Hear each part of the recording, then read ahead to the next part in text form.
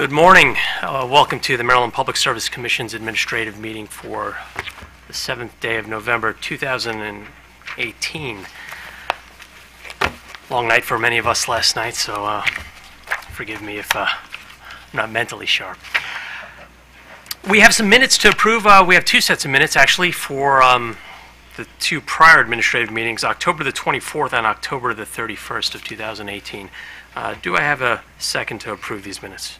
Mr. Chairman, I move we approve both sets of previous meeting minutes. Thank you. All in favor? Second. Aye. Thank you.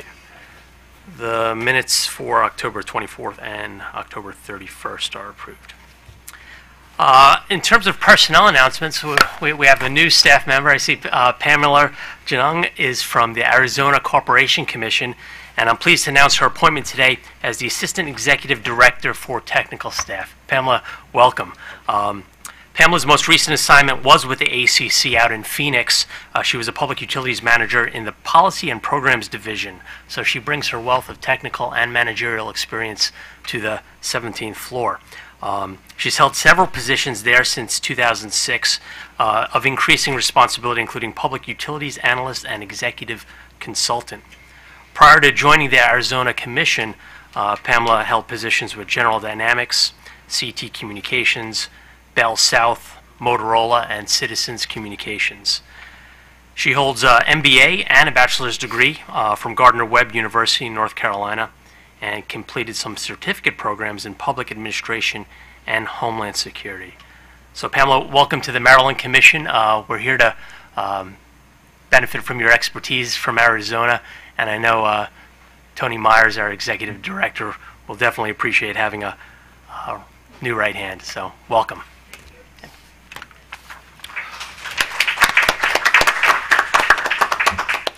With that, I would like to move to the consent agenda. Mr. Secretary. Before we begin, Mr. Chairman, I just want to announce that on the administrative agenda, I'm verbally deferring item 6 to a future administrative meeting, which is the Bank of Del Morro filing. We have two items on the consent agenda this morning. Both are applications for certification as a renewable energy facility for the Maryland Renewable Energy Portfolio Standard Program. Item 1 is a filing from OEEXXV LLC, and item 2 is North Allegheny Wind LLC. Thank you. Do the commissioners have questions of these items? A quick question, Mr. Chairman, maybe a couple of questions. Does staff know, these are two out-of-state, one's in Pennsylvania and one's in Ohio, what the estimated value of the RECs, depending on current value, is for these two projects? Certainly. Kevin Mosier, good morning, Commissioners. Kevin Mosier on behalf of staff.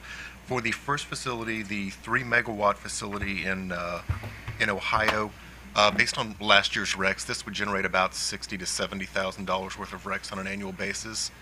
The second facility, North Allegheny in Ohio, 70-megawatt facility, this would generate approximately $1.5 million in RECs on an annual basis.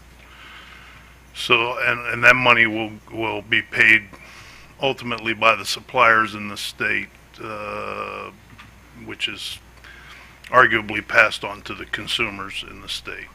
Yes, I think for the competitive market, it almost certainly would be passed along. Certainly be passed on, and it's just pointing out, Mr. Chairman, as I do, that that's money going out of our economy to other states through this program. Thank you, Commissioner O'Donnell. Any other questions, comments? Thank you. Do I have a second for these consent items? We gotta get the motion. Actually, Mr. Chairman, I'd make a motion. Yes, a motion first. That would be helpful. I would move that we, for item number 1 and number 2, that we approve the application and issue a renewable energy facility certification number. That we direct the companies to establish a REC account with PJM GATS within 30 days of certification, and that we direct the companies to file notice with the Commission within 30 days of any changes to the information in the application. For item number 1, I'd also move that we direct the company to file an on-site and behind-the-meter generation report with the Commission within 1 week of each recording of generation data with GATS. Thank you, Commissioner Linton. Is there a second? Second. All in favor? Aye. The motions are approved. Mr. Chairman, first item on the administrative agenda, item number 3 is the Association of Maryland Pilots filed revised tariff pages. The company proposes to increase the bay rates and charges due to the annual CPI inflation adjustment. Thank you. And if a representative of the pilots is present, please approach. Morning, Mr. Albert. Good morning, Mr. Chairman. Commissioners, Kenneth Albert on behalf of staff. This item addresses a filing by the Association of Maryland Pilots to establish new rates for vessels piloted in the Chesapeake Bay and tributaries. Services offered by the association consist of two regulated rate structures, the bay rates and the docking rates. The bay rates govern rates and charges for the pilotage of vessels in the Chesapeake Bay and tributaries, and the docking rates govern rates and charges for docking, undocking, and for shifting vessels. An uncontested settlement approved by the Commission in 2002 allows the pilots to increase their rates based on the average increase in the Consumer Price Index, the CPI, over the prior 5 years. The average increase over the past 5 years is 1.54%, and this filing reflects bay rates with a 1.54% increase to reflect the CPI. The pilots are not proposing any change to the docking rates and charges. Hence, staff recommends that the Commission approve the proposed tariff sheets for filing effective January 1, 2019. Thank you, Mr. Albert. Do the pilots return every year for a new filing with respect to the 5-year moving average? Yeah, that's my understanding, yes, and they base it on the CPI. Thank you. Counsel for the Bay Pilots, do you have anything to add? Nothing to add. For the record, James McGee with Alexander and Cleaver on behalf of the pilots, and with me is Captain Eric Nielsen, the president. Thank you, Mr. McGee and Captain Nielsen. Do the commissioners have questions? Commissioner O'Donnell. Just a quick question to Captain Nielsen. Captain, my understanding is that that our pilotage rates are of the most competitive of all the ports. Certainly keeps the Port of Baltimore very competitive. Will this filing keep us in that position with regard to their pilotage fees? Our rates are the lease per mile and per hour. The length of the bay means our total rate is higher than some other ports. If you think about Miami, Fort Lauderdale, where the trip is about half hour, 45 minutes, and it's 20 miles. Our trip is 155 miles and between 10 and 16 hours.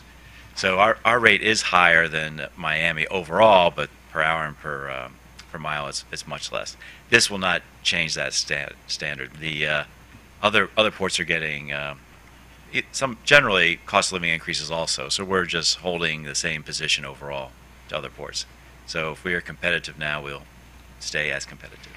Very good. I note that the Port of Baltimore and the commerce that comes through the Port of Baltimore is tremendously important to this state, and we want to make it stay that way. So we appreciate that, and we appreciate the good job that the Maryland Pilots Association. We all want to see it continue, and virtually every month, or at least every quarter, you see another record from the Port of Baltimore. Very good. We're Thank you, sir. Happy to be part of that. I will also note that 20% of the nation's coal exports move through the Port of Baltimore, and they're second only to Virginia. Hampton Roads. That's right. I recall they attempted to have some marketing campaign where, Captain Nielsen, perhaps you could correct me, it's the most easternmost port for coal exports, is that right? Westernmost East Coast port. Westernmost East Coast port, yes. I still have to process that. That campaign didn't take off for some reason. Do commissioners have other questions? Commissioner Linton. Yes, thank you, Mr. Chairman. Just one other question for either party. Reading through the service list in this case and the original settlement was like going back in time a bit. There's quite a few names there that aren't around anymore. So I was wondering if the correct parties, or if you're aware if the correct parties received notice of the proposed tariff changes. Yes, Chairman, they have. I think a couple years ago it was updated to reflect the new people, but it's ultimately the staff, OPC, and then the industry, which I believe are two groups on the list. Okay, thank you. That person hasn't changed.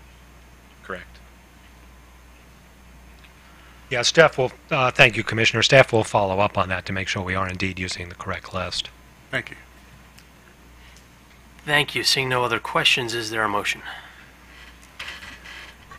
Mr. Chairman, I move the Commission accept the tariff revisions for filing with an effective date of January 1st, 2019. Is there a second? Second. All in favor? Aye.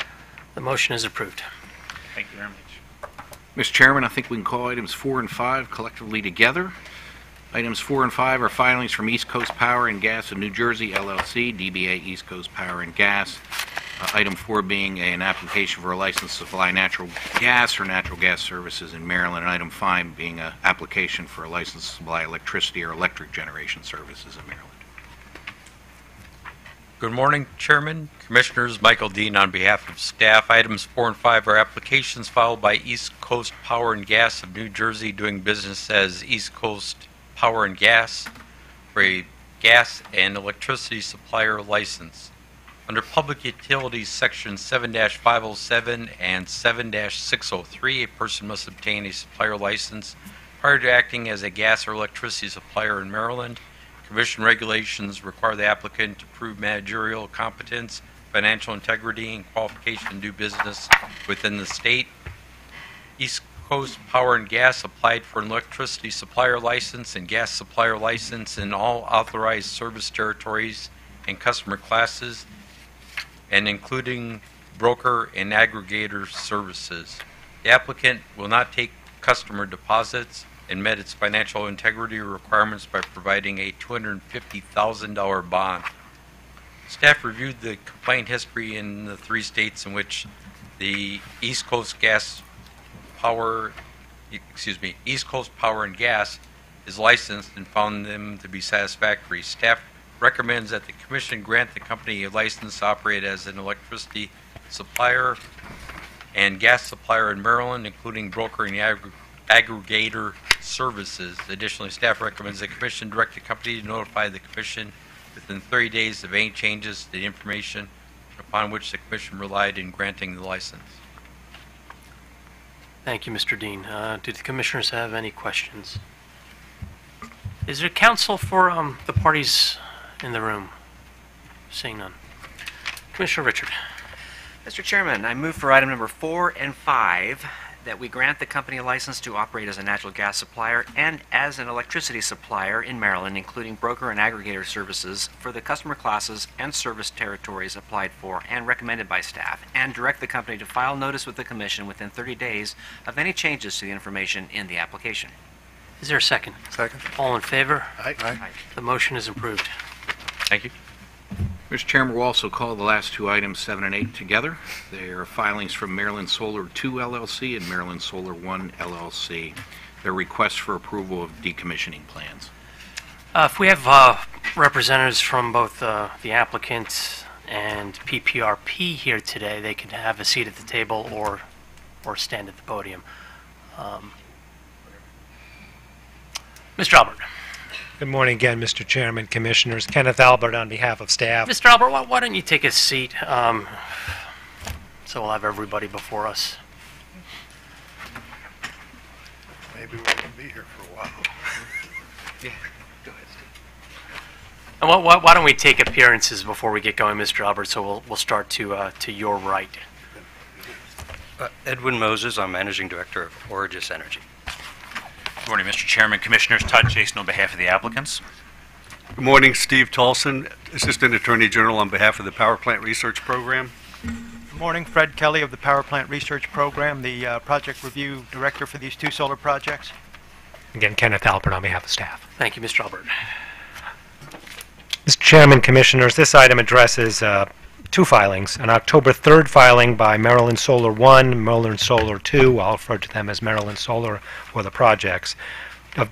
They filed the decommissioning plans for the 2 solar generating stations authorized by the Commission in case number 9463 and 9464.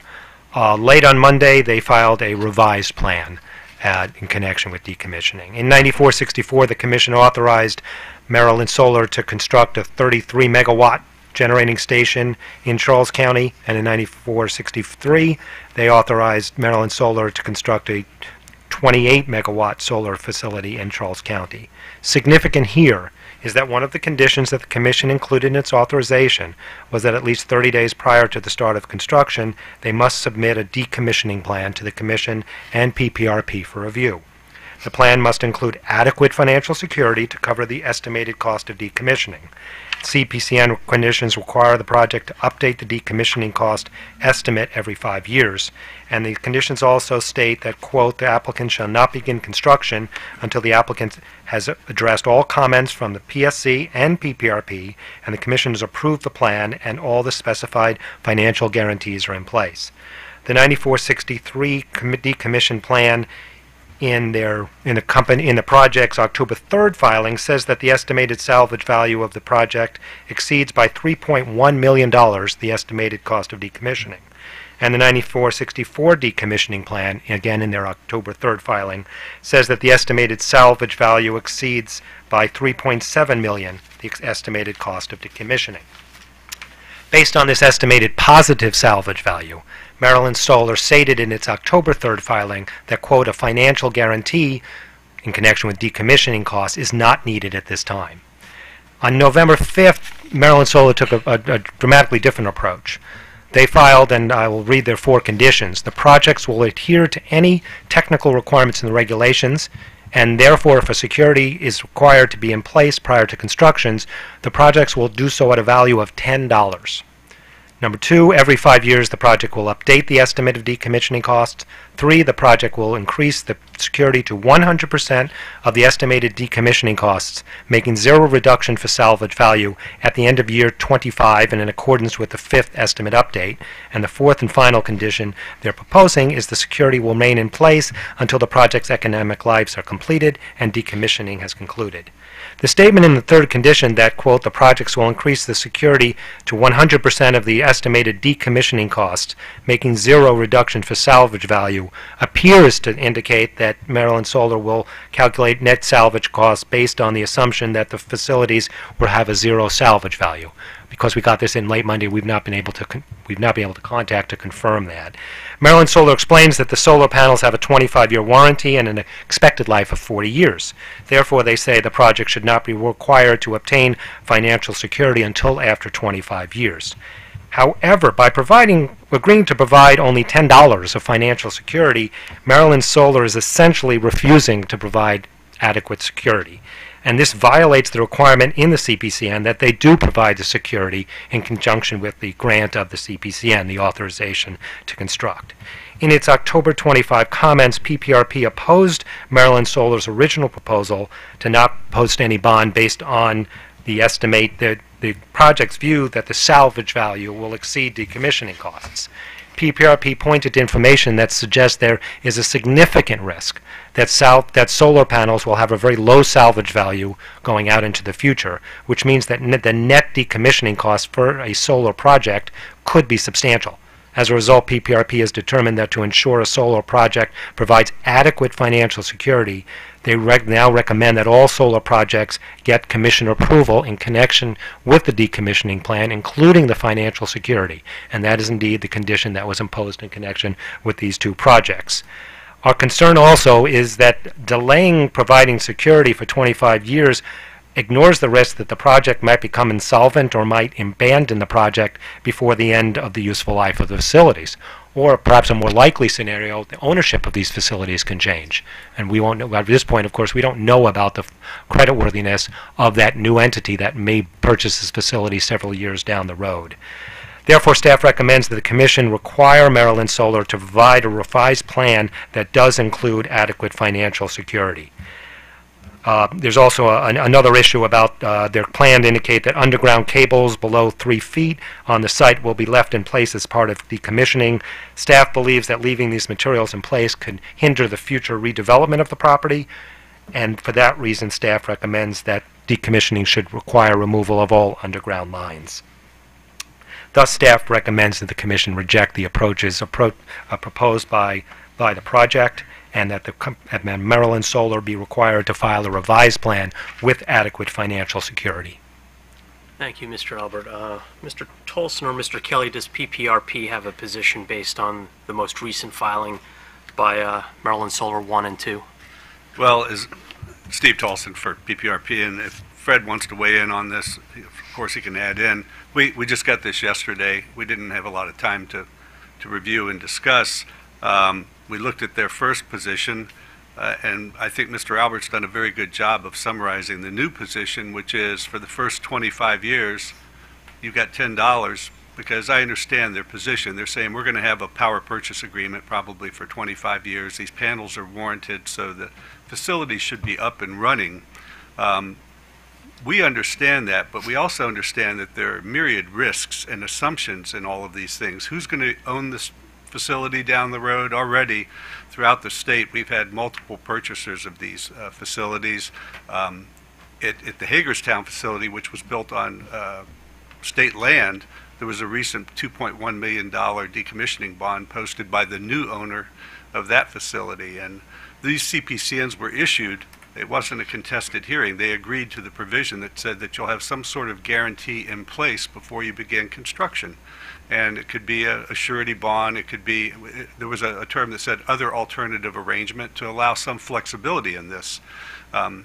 We candidly admit that we don't have any other utility scale decommissioning projects to look at and learn from. I mean, this is going to happen 20, 30 years down the road, and as we said in our October 25th filing, our concern as stewards of the public trust is that we do something now to ensure that whatever happens 25 or 30 years from now, the citizens of the state are not left holding the bill or the ticket to pay for what could be very extensive decommissioning. I mean, in a very short amount of time here, there will be over 1 million solar PV panels in this state. There's a current project pending right now, the Cherrywood Solar CPCN, that has almost 500,000 panels just in that one project. And these cover a large amount of acreage, unlike the electric and generating plants for coal and natural gas that are on fairly small footprints. A lot of these are in agricultural areas. The Cherrywood parcel is almost 1,100 acres. So it presents issues of aesthetics. It presents issues of potential leachate of products should these panels become damaged or be left in place and abandoned. We don't know. I mean, there's a lot of speculation in here, and whenever you have unknowns, the best thing to do is to insure against it. And in this particular process, PPRP believes that posting a bond, the amounts that the applicant or the developer has put in there seem fairly reasonable as to what to do, except that it doesn't include the cost of restoring the site to its pre-construction condition. It just talks about salvage value and removal. But, you know, the amount we believe probably needs to be determined, and that it should be posted now. And $10 for the first 25 years strikes PPRP as placing 100% of the risk on the state if things don't turn out as rosy as has been planned. Is there anything you want to add? I agree with what Mr. Towson has stated here, that the position with the new filing by Origis has not changed PPRP's mind with the amount of $10 posted for financial assurance up to the year 25, when they would start adding to financial assurance and getting to the full amount by year 40. There could be a lot of events that could happen in between now and 25 years out that would expose Maryland risk to be responsible for the project if the project is abandoned and decommissioning costs are needed to remove panels and clean up the site. So PPRP's interest is to safeguard the state in that matter. Thank you. Mr. Jason. Good morning. Mr. Moses is actually going to address the comments from the other parties. Thank you. Mr. Moses. Sirs, thank you. Thank you for having us this morning. I thought it'd be easiest to walk you through the letter, if you don't mind, and thank you for the indulgence.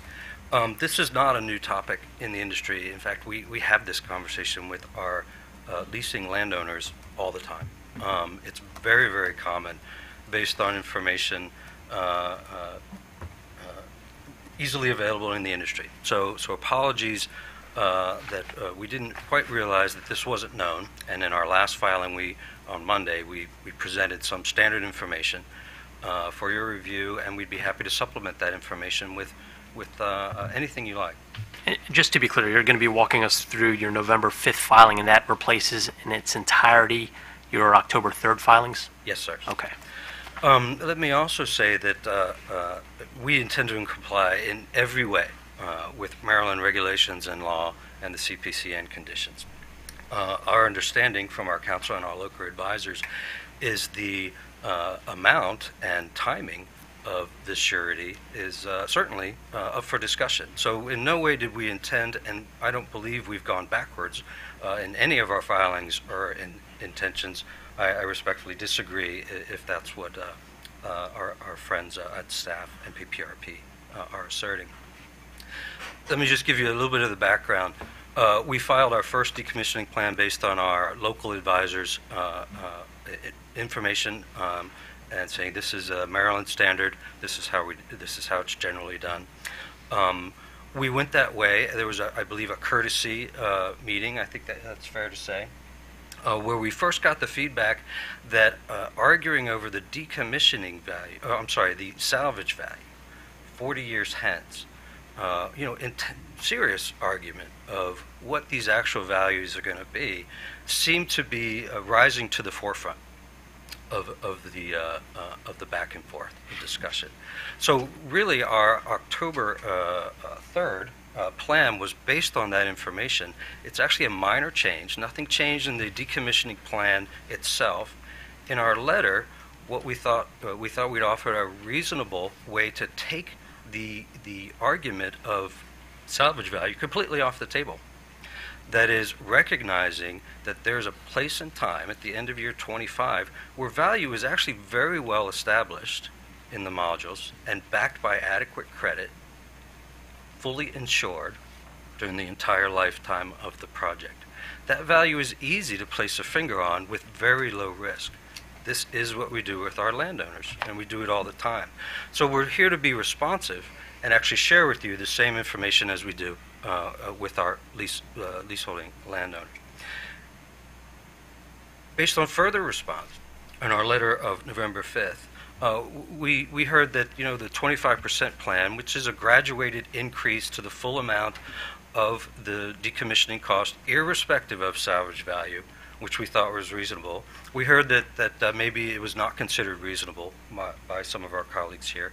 So our simple attempt with the latest filing is to remove the graduated nature of posting the full decommissioning cost and just say we'll do 100%. The value is well established in year 25, which I'll walk you through in just a minute, as we walk through with most of our landowners.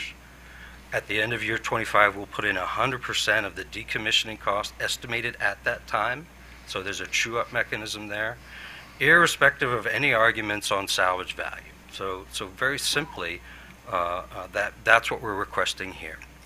The $10 that we put in this letter was simply to comply. If a bond is required at construction, we're more than happy to comply and put it in.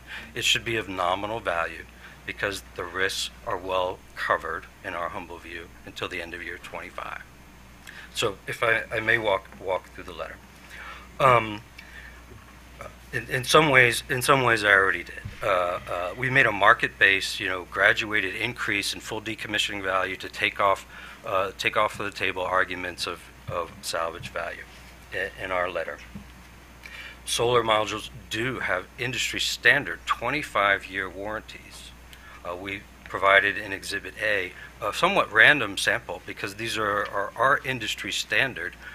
Any number of them can be provided to you. We didn't choose one manufacturer over another. We took a simple set and delivered them here. Warranties tend to be 80 to 85% of the original production value in time zero, or day one, of the project operation.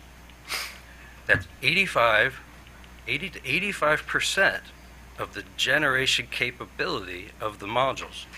25 years from now, fully warranted, backed by adequate credit, financeable. All these projects go through a financing process where real money at risk evaluates every single risk and comes to a conclusion. In 2016, 10,700 megawatts of solar energy was produced in the United States. That's roughly $10 billion of investment. So these are not new concepts. Like any business with a large and important asset and a provision of these financing, a comprehensive insurance package produced by a third-party insurance consultant is placed and required prior to construction of the project. we, in Exhibit B, offered an example of one of our projects, a simple example. We can provide more information if you like. That insurance converts to operating insurance once we construct the project, and it remains in place for the life of the project itself.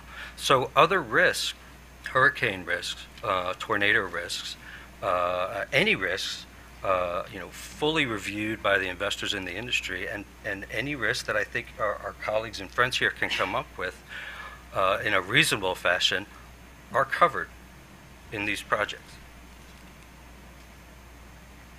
Solar project engineering design life is 40 years. We designed these to live for 40 years. It doesn't mean they're going to stop working at the end of year 40, and we actually hope they don't. But year 25, with a 40-year design life and access to the PJM wholesale market or other revenue arrangements, is a significant period of additional revenue that we absolutely count on. 15 years of additional revenue and operating life would be lost if we don't comply with our offer and place the full amount of the decommissioning security at the end of year 25. So as with our landowners, we point out again that 25 years is a conjunction of information that is actually a very good place to put in the financial security, and that's our humble offering here.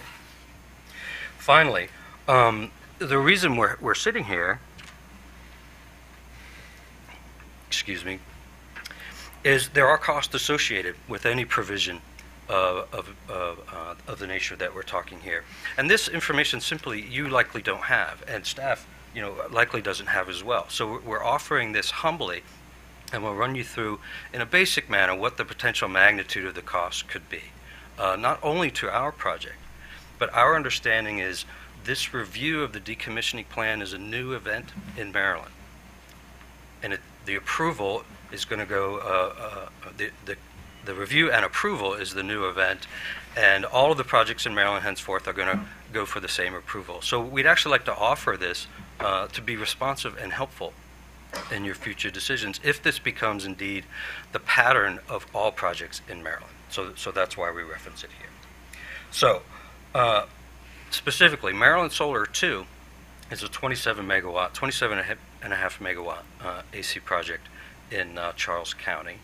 We have one landowner, we're leasing approximately half of the land, and we're purchasing the rest of the land. So I would like to offer a distinction that if we own the land, the assertion that we may not be responsible stewards of the land is perhaps overthinking the risk. We will own half of the land on this project, and of course we'll act very responsibly for it.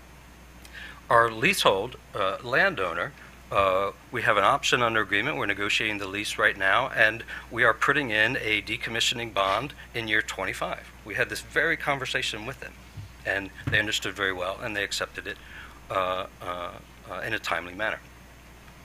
The Maryland Solar 1 project is 32.5 megawatts AC, and we will own all the land under that project. We're not even asking here for the benefit of the ownership of the land. Irrespective of our ownership and stewardship of our own land, we are still willing to put in the full decommission estimated value. We're humbly asking that, taking account for market conditions and industry standards, that we do so at the end of year 25 on our own land.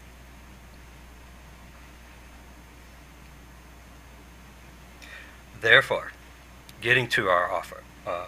Again, it's what we think is a relatively minor update intended to take the arguments of salvage value off the table. To our original plan, which remains intact and hasn't changed, is we will comply to the, nuts and bolts of the requirements here. If any surety is required to be in time zero or prior to construction, we're happy to do so. We think it should be a nominal amount. $10 is our suggested amount here. Every 5 years, we will comply and update the plan. At the end of year 25, based on the 5th year update, we will put in 100%. of the decommissioning value, and yes, confirming here, irrespective of any salvage value whatsoever. Fully 100% of the decommissioning estimate in the table or any updated report that is due. The security will remain in place for the 15-year engineered design life of the project and thereafter. Again, we understand that there is some information that our landowners don't have, our staff and PPRP may not have. We're humbly being responsible and offering it here. I mentioned the exhibits already.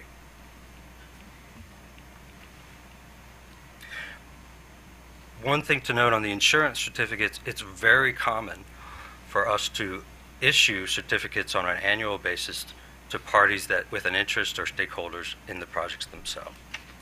If there's any question of the insurance being in place or not, we are more than happy to issue on an annual basis the standard insurance certificates that we do to other interested parties to the commission itself, so you can verify that the adequate insurance is in place every year during the life of the project.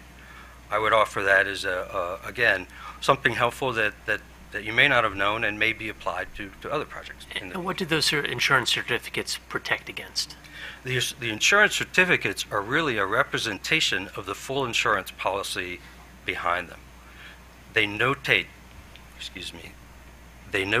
and the major provisions, and they show the amount of values insured. It's basically a piece of evidence.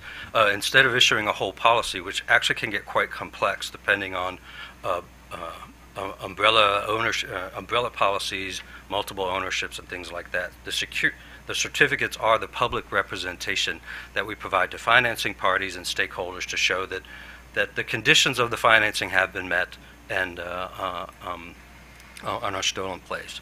We redo these policies annually. That's why there's an annual certificate. Thank you.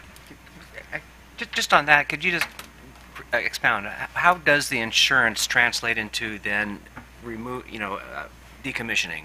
That there will be funds available for decommissioning, and they will be used for decommissioning. It actually doesn't. One of the pieces of information or concerns we heard was, what if a hurricane or something affects the projects? We actually have a project in Tallahassee that just went through a major hurricane, and I'm very gratified and happy to say that it was unscathed. It's up and it has been ready to operate since a day or so after the hurricane. That's a little beside the point, but these things, a hurricane can certainly affect the project. What we have is insurance to rebuild the project and operate the project. And we have business interruption insurance for loss of revenue during an interruption for an event like a hurricane. We have a whole package of insurance to assure that we have the optionality to continue operations and rebuild the projects. I'm still confused though. How does the insurance? How does that apply to decommissioning though? What is the connection? When this project is done, it no longer has useful operations. How does the insurance insure decommissioning? The insurance is intended to address the notion that something could happen between years 0 and 25. So there is no connection. Decommissioning costs would not be named in the insurance. It's simply to say that the risks between year and 25 are more than adequately covered. So the probability of having to decommission the project before year 25 while the insurance is in place through 40 is infinitesimal or very low, because we insure against catastrophic events. So we would build the project and continue operating. Just to follow up on Commissioner Richards' question, is that insurance policy prorated so that if these catastrophic event happens in year 23, for example, the insurance company is not going to reimburse the company for replacement of all the equipment that's lost for another 25 years worth of new equipment. It's going to be prorated down to the value left over on the equipment at the time of the incident. Would that be correct? It's a good point, and it's possible. It is case by case. It depends on the intention of the owner. own the land, you can see that you might have a different view on what you would want to insure in year 23. If you're leasing the land, you may not, but it is very case by case. It's true. Mr. Moses, are you finished with your presentation?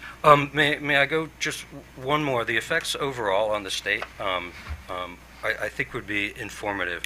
I'm not just a solar developer. I was hired by the Department of Energy to be the co-leader of the Hawaii Clean Energy Initiative. I advised the state and the Department of Economic Development and the governor's office on things just like this, business models and business practices, simply sharing information that we found useful, they might find useful in order to attract more energy and keep the cost down to ratepayers or constituents at the same time. So examples like this, I think, are helpful.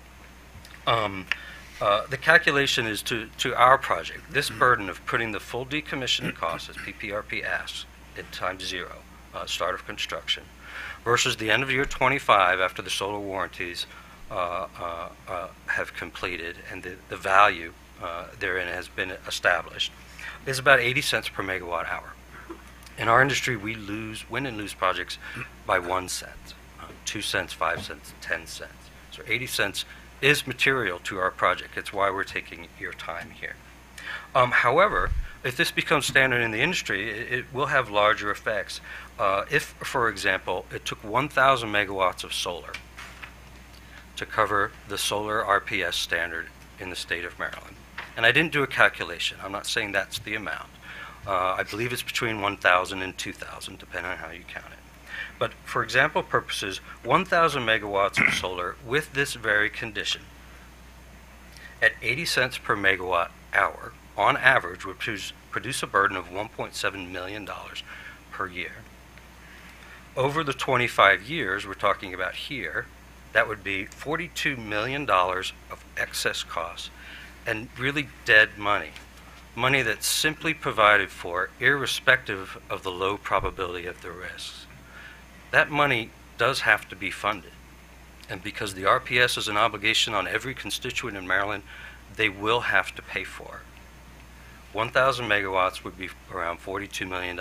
2,000 would be around $84 million of dead money, in our humble opinion, but based on the evidence that we're providing here, that it's probably not necessary. So we humbly request that with this information, we gain your feedback and hope for your approval. Thank you, Mr. Chairman. I have a few questions I'd like to ask. First of all, the warranties that you seem to rely so heavily on, those are manufacturer warranties, right? That the product that they provide to you, that they supply to you, that you purchase from them, Yes, sir. will produce a certain voltage output over a 25-year lifetime, right? Yes, sir. Backed by credit. The thing is, the reason it's 25 years and 80 to 85% is because it's inherent in the technology itself. It's not a So I'm getting there. So yes. So it has nothing to do with the solvency of the developer or some guarantee beyond that, or they'll buy them back for the purchase price or anything like that. It's just a product performance warranty. Is that correct? Okay. So over 20 years, 25 years, technologies can change. The rate of change of technology today is amazing. I think it's fair to say we all believe that.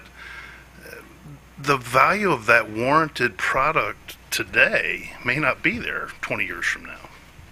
Is that a reasonable thing to say? Because technology changes, prices may come down, the outputs may go up. Just, technology could be revolutionized in 20 years to make these particular products useless.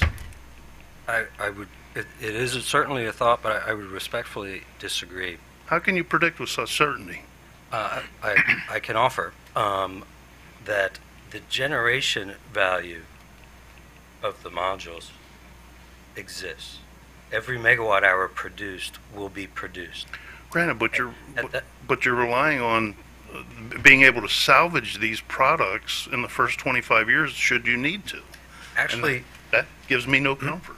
The reason we added, what we're relying on is actually leaving them in place and gaining 15 years of design life selling into the PJM market. The operating costs of a solar plant is extremely low. The generation megawatt hours produced from these projects will be 80% of the original. Whatever the market price for 15 years, what we're humbly asserting is that that value will be far higher than the salvage value we're talking about here. We don't have to be 10 times the value. We're asserting that it's a clear piece of evidence that the value exists at the end of year 25. Okay, so let me ask a few other questions, if you would. And I'm going to tell a little story while I ask this question, because I grew up in the shadow of a coal burning electric generating facility. It's called the Crawford Station, and the Crawford Station was on the Susquehanna River in central Pennsylvania, and shortly after 3 Mile Island opened, a few miles south of this facility, it shut down. It wasn't economically viable. And after it shut down, it was sold, changed hands several times for salvage purposes. And this was in the 70s. It's still there.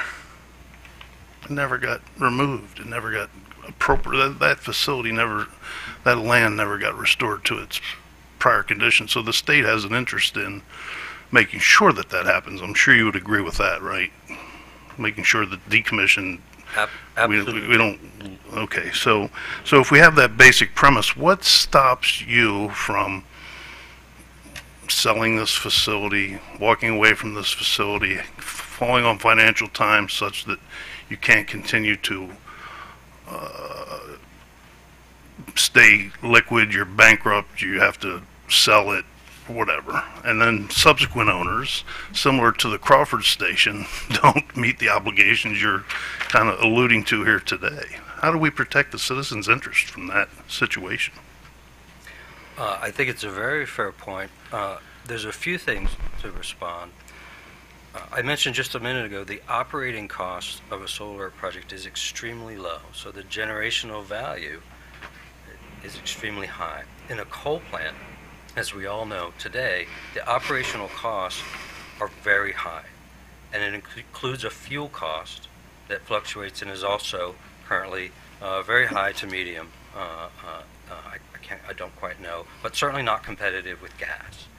So the coal plants are a different asset and a different asset profile that solar is not likely to have. I get that. You don't need to go there and explain that. So nothing. I'm not talking about that. Fair enough. Nothing I would say is stopping problems from happening.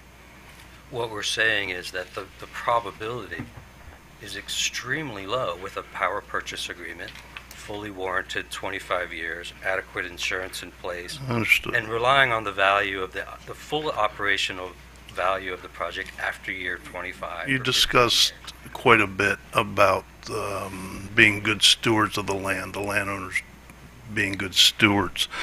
In your lease arrangement in Charles County, is there a provision that says, should you walk away from this project in any manner, that the leaseholder, the landowner, would be responsible for decommissioning? Is there a specific provision that says that?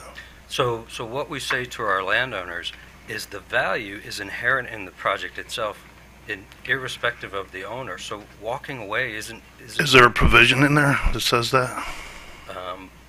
Walking away, no. Okay. Why $10? What made you pick $10? It was simply a notional amount, recognizing that I believe the requirement was a bond is in place at a certain time. Yeah. Why not $1?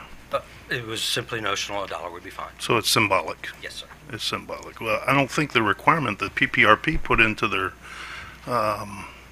conditions for CPCN were symbolic. Do you? Actually, I'm sorry, but our understanding was that the discussion of the amount and the timing of the security was to be had later. And my counsel advised me today that the wording in the CPCN itself actually does say that. I agree it does, but there are notions of the black letter of the law and the clear intent of the letters, and to me it means something else. Thank you.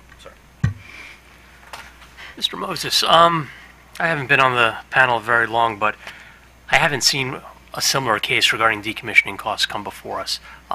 However, it doesn't seem to have been a problem with other solar projects, the issue that we're dealing with today.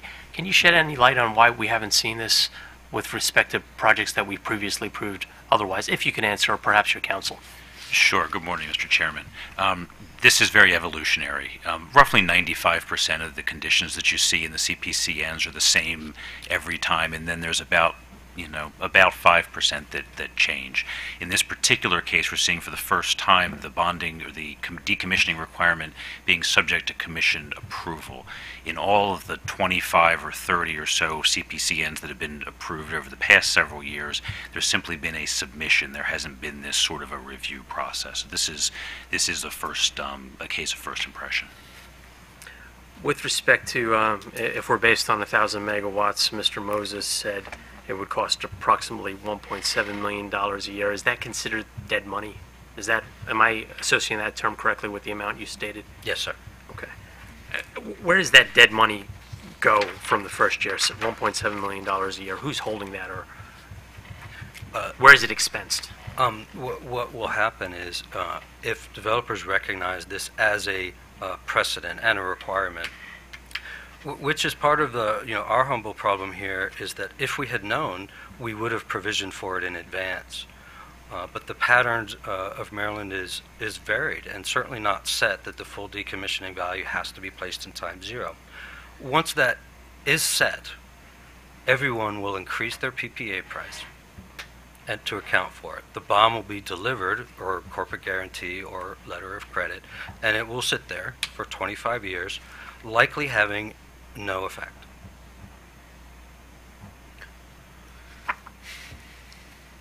So the money is essentially frozen for that It's period? frozen, but it's being paid for by Maryland via the RPS. It'll raise the price of SRECs, and it's being paid for by Maryland constituents irrespective. Mr. Chairman, it's a carrying cost is the easiest way to think of it. You've got to have something behind the security, whether it's a corporate guarantee, meaning that the balance sheet has to meet certain thresholds, or a bond actually having that, some percentage of that sitting there. It's the carrying cost is the easiest way to conceptualize it. Mr. Tolson, earlier you reflected on the fact that if for some reason the developer fails to satisfy all the requirements, the risk falls to the state. Does the risk not fall to the landowner who is in privity of contract with the developer? Where's the state's interest? I think it's the state's general police power. I don't know who that landowner will be in 25 years. For example, let's say the person dies and it goes into an estate, and the state goes into probate, and the things are tied up in litigation, and we've got citizens calling their elected officials saying, these panels are sitting over there, they're not generating power, I don't like looking at them, they're starting to fall into disrepair, they're not being maintained, you need to do something about it. And we can foresee the state having an obligation to come in and do something about it. It could create a health hazard, it could create a nuisance, it could create all kinds of things. There are potential fire hazards with these facilities. Ultimately, the state or the county could end up having to deal with that. I believe that Commissioner O'Donnell asked whether or not there was insurance to cover that particular provision, and if I'm correct, the answer I heard was no. So if there's no insurance to cover that, and if it's not a condition of the lease between the landowner and the operator, then it seems reasonable to assume that it might be the state or local government, a county, that has to pick up the check. I could very well see that, although you could see other situations with landowners with some type of eyesore on the property. It's junked cars or whatnot, solar panels that are no longer in productive use. The state at some point may need to step in, but at the first line of defense is going after the landowner, or if the landowner has a contract with the developer, perhaps there's some recourse there. And may I say, Mr. Chairman, we're not privy to those contracts. What they negotiate between themselves is is exactly what they have. And, we've had talk about insurance and salvage value, but the state isn't a beneficiary of insurance policies or salvage value. That's why there is a requirement that you have the financial guarantees in place prior to commencement of construction. It's a risk-shifting thing. Mr. Chasen said it's a carrying cost. Well, I don't know if it is or isn't, but it's also a risk. And in this case, the prudent thing to PPRP has been to recommend that risk not be borne by the taxpayers. Following up on one of Commissioner O'Donnell's questions with respect to nominal value and the intent of the PPRP conditions, what is PPRP's position with respect to $10? Is that complying with the letter of the law but not the intent? Can PPRP shed any light on that question? The nominal value of $10, it doesn't meet PPRP's understanding of what was expected there, decommissioning costs being available from the life of the project, so that if anything should happen, abandonment for whatever reason, that the costs for decommissioning would not be borne by the state, the local citizenry. So $10 would be insufficient, I think. And what we're asking here is not for, I think what the applicant has posed in their tabulated valuation of decommissioning costs. On the left side of the table, there are costs for transport, removal of equipment, and those are not unreasonable. I think the 27.5 megawatt project, they had posed about 2.4 million.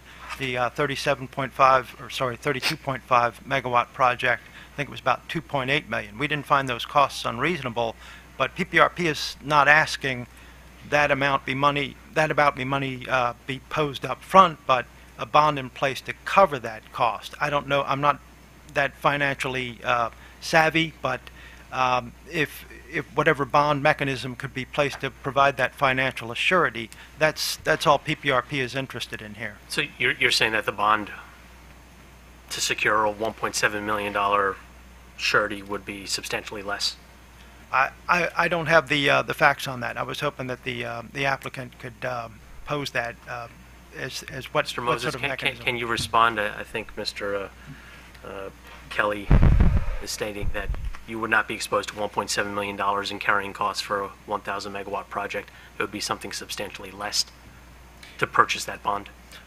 Yes, sir. What we did was we took our own projects, approximately $2.7 million in the Ripley project, and costed out the amount of a letter of credit or bond or corporate guarantee over that lifetime. The effect of the time value of money of that additional cost of just the bond would be about 80 cents per megawatt hour. And we say 80 cents per megawatt hour because we thought it was a reference point that would be easily understandable. And we haven't had a chance to verify that number since this letter was posted yesterday. I suspect the parties had any time to confer with each other since that filing was chastened, yes? Not since the filing earlier this week. We had discussed the earlier exchange.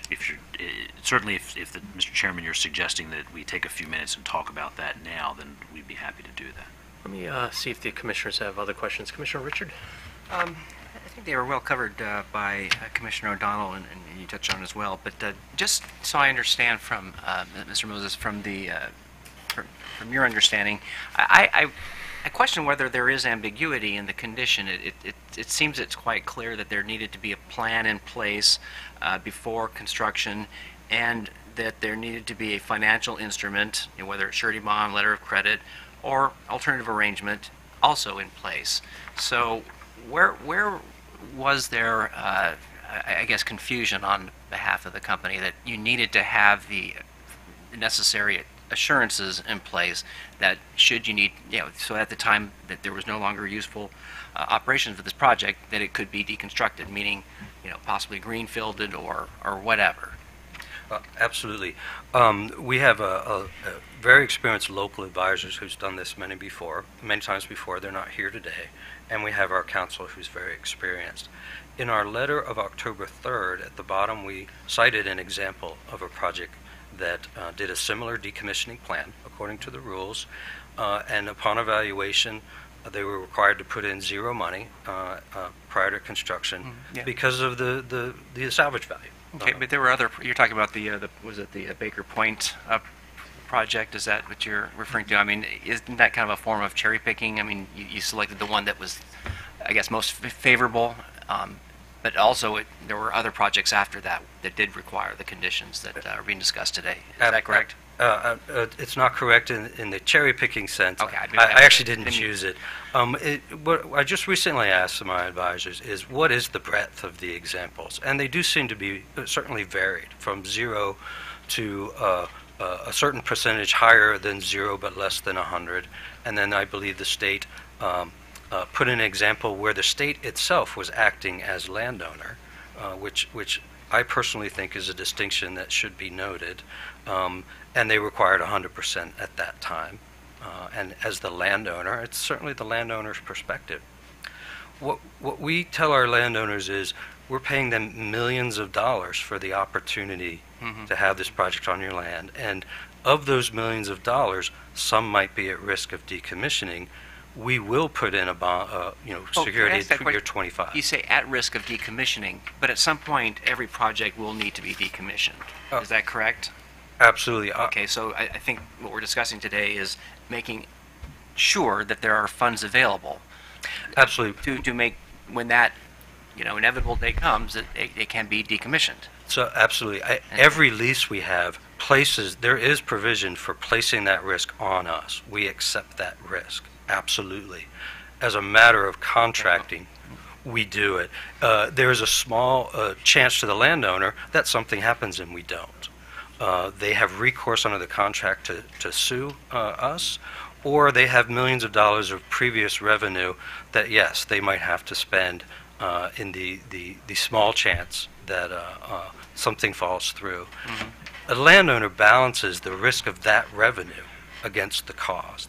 The state, in this matter, actually doesn't have the benefit that the landowner has. Okay. So it's a very common thing. Okay, but hearing from PPRP, there is a risk, and what we're trying to do is make sure that that risk does not fall on the citizens of the state. But I'm also reading into the PPRP comments, page 3, that there may be opportunities to discuss this further, to perhaps make sure that both sides are, understanding what amount of the risk needs to be covered at what point in time. Is that correct? And I think that would fall under this alternative arrangement, perhaps, if it's not clear from the other two. Am I hearing that you really have not had a chance to sit down and talk to PPRP? And I'm making the presumption that PPRP would be the appropriate party to have that negotiation. Is that correct? Well, it is, but also with the commission. Correct. Probably with staff, because it requires, the condition requires that PPRP and the staff and the commission agree.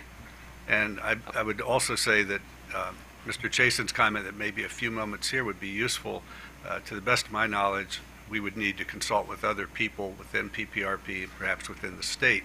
But these conditions are filed as part of the 7 state reviewing agencies' letters, so we don't have unilateral authority to this is a change. We just got this thing yesterday, and to say that we're going to sit here and go into a huddle and come out with an answer. And I understand that, there's no time today, but again, I think if I'm reading correctly, it's your position that the company is not in compliance with condition number 28 at this point. As submitted, it's not. But you've also suggested in your letter that, there's a possibility, particularly when I read on page 3 of your letter, that you might be able to, address some of the issues the company has raised. I think trying to come up with an appropriate amount. I think the state's always willing to discuss. Like I said, this is sort of an undiscovered country. We're trying to find a way forward that's fair to the developers, but also fair to the state. Anytime you have a dialogue and discussions, I think it's good. Some of this stuff was new to us, and we just didn't have a chance to discuss it internally. But I can say a $10 bond. Yes. I think I might have authority to tell you that one's not going to get much support. But if there's something else we can discuss or get to, then I think, without binding my client on the record, that they'd be willing to engage in discussions and see if we can find some solution. Okay, I think that would be, it's my opinion, maybe a useful path forward. Whatever, Because Commissioner. I am sympathetic to making sure that there aren't these dead money issues and that we're making sure these projects are as competitive as possible.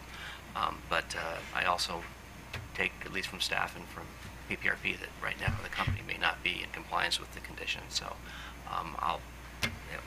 I'll stop there and maybe. Commissioner Richard, I see staff counsel is chomping at the bit to get in. Mr. Albert. Am I that transparent?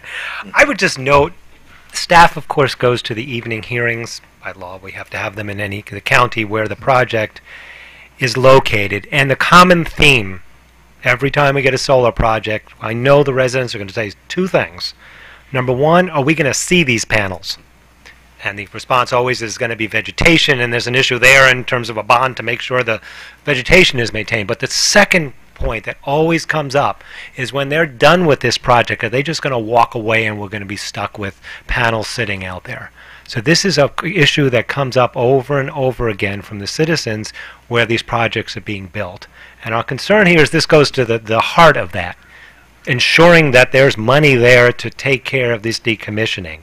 And they talk a lot about the financial protections, but those are protections for the company. They've very wisely, and needless to say with this kind of investment, need to have that kind of financial protection. What's significant is they concede is none of that financial protection applies to the decommissioning. They call us, dead money, this extra unneeded cost. I would say we're asking them to internalize unnecessary environmental cost. I wouldn't call that a dead money cost or some sort of external cost that's inappropriate. I think it's appropriate from an economic model to internalize a true cost of the project, which here would be the decommissioning. And they note that this is a new requirement for commission approval of the bond. Well, we pointed out in our comments the very genesis of that new requirement is PPRP's recognition that we don't have any good data on what the salvage value of solar panels will be 25 or 30 years from now. So that's just staff's concerns in response to those comments. No, you raise a point, Mr. Albert. There are a lot of uncertainties out there, both technological and market-related. The wholesale energy market prices in PJM are something today might be dramatically different tomorrow.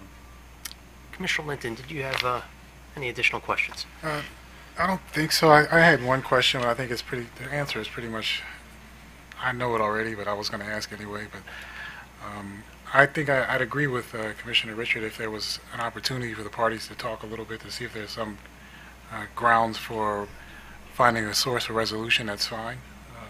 But if not, I'm comfortable moving forward with a motion today. Thank you, Commissioner Linton. Commissioner O'Donnell. Just as a quick follow-up to that, to staff, should we take your recommendation to deny these plans or to disapprove these plans? What happens? My understanding would they would then have to come back and again in compliance with the condition that they did not challenge, they would have to file a decommissioning plan with adequate financial security. It would force the discussion. Yeah, and we've all agreed that $10 is not that number. Very good. Thank you. Thank you, Commissioner O'Donnell. I fear the discussion will be forced one way or another. However, based on Commissioner Richard's line of questioning, and the parties do seem inclined to continue the conversation, I would propose to my fellow commissioners that we allow the parties to have 13 days in which to review the company's most recent November 5th filing, take this up at the administrative meeting on November 20th. By then, either the parties have reached agreement and proposed a settlement before the commission regarding terms that they could all live with, or we continue to find ourselves in a place where we have the current plan before us and the commission will make a ruling from the bench. Do my fellow commissioners support or oppose this proposal? Commissioner Richard. I would support your proposal. Commissioner O'Donnell. Mr. Chairman, I will support this proposal, but I do want to say with that support that any resulting arrangements that are made need to keep the burden of risk off of the citizens of Charles County and or off of keep that burden off of the citizens of the state of Maryland. And I don't have very much tolerance for anything less than that. So noted. Commissioner Linton. Thank you, Mr. Chairman. I support the proposal, and I'd also support the comments of Commissioner O'Donnell. Thank you. With that, if the parties wish to have a conversation after we conclude today, you could use the room for the next hour. Mr. Secretary, if you could schedule this item for continuance on the Commission's November 20th administrative meeting. I will, Mr. Chairman. Also, I note we're starting a little early, so they don't have an hour for the hearing. Yes. Thank you. I appreciate that. Reminder, seeing no additional business before the Commission today, this hearing is adjourned. Thank you. Thank you.